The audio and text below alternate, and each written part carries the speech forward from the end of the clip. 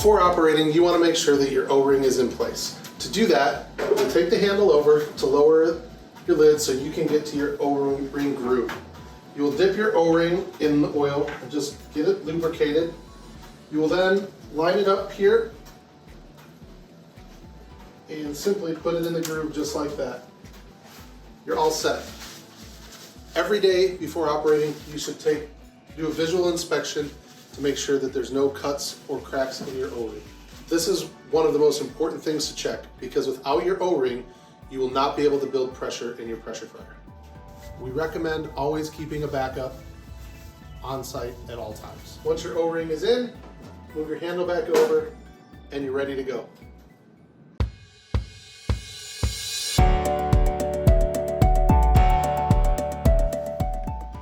Before turning your unit on, you want to make sure that you have enough oil. The ES24 takes two 35-pound jugs of Broaster canola oil totaling 70 pounds.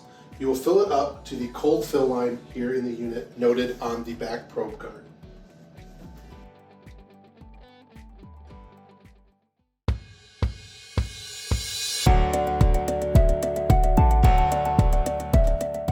Next, we're going to fill our onboard oil reservoir. We're going to do that by taking the front panel off, setting it off to the side. Using the handles here, just going to pull out and set on the counter. Okay, as we continue here to fill our oil reservoir, we're going to turn it around here so you can see there's an O-ring here. Always good idea to make sure that you check to make sure it's in good condition while you have the pan out. We're going to take our lid off and we're going to fill our oil reservoir with 8 quarts or just under 2 gallons of oil.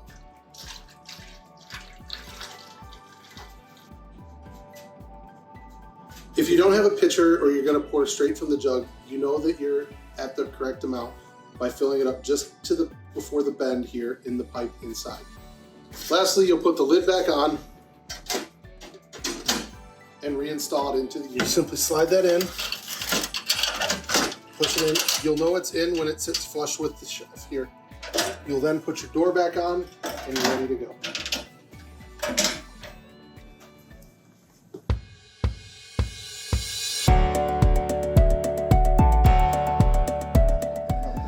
We're going to go into the manage oil right now. On that, you'll notice when we go into the manage oil screen, the burner cuts off. You have 3 tabs here. You have your filter oil, you have your reminder that your filter plan is in place, and you have the option to fill new oil from your storage tank on your onboard reservoir. To use your onboard oil reservoir to top off your oil, you would simply hit this button here. You'll hear a valve moving. Next, to fill it, you will press and hold your run pump button until you get the appropriate amount of oil in your cooking well.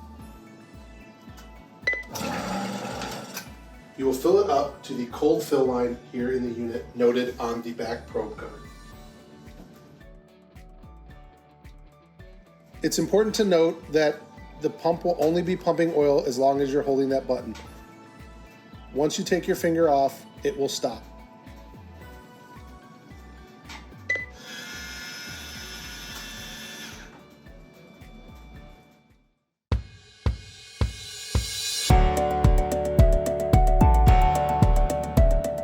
Installing our rack.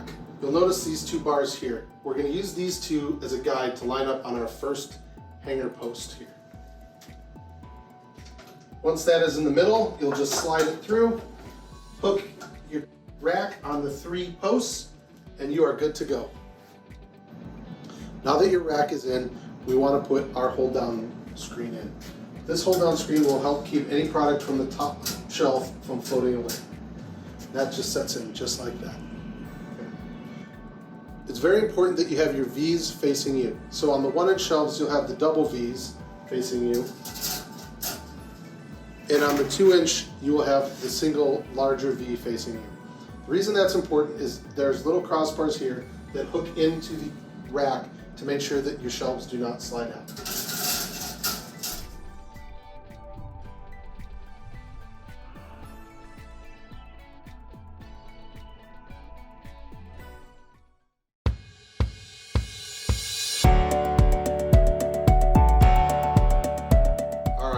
take you through seasoning the shelves before cooking.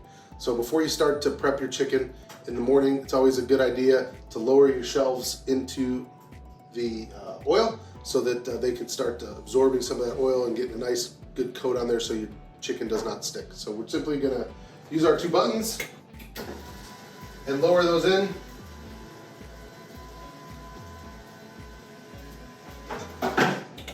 And while that's doing that, we're gonna go get our chicken ready to cook. Now that our shelves have sat in the oil for a few, we can take them up and get them ready for breading. Simply press either button on either side. One touch, it will raise up. We'll let any excess oil drip off just so we don't make a mess. And we'll use our handle to bring them over to where we're breading our chicken.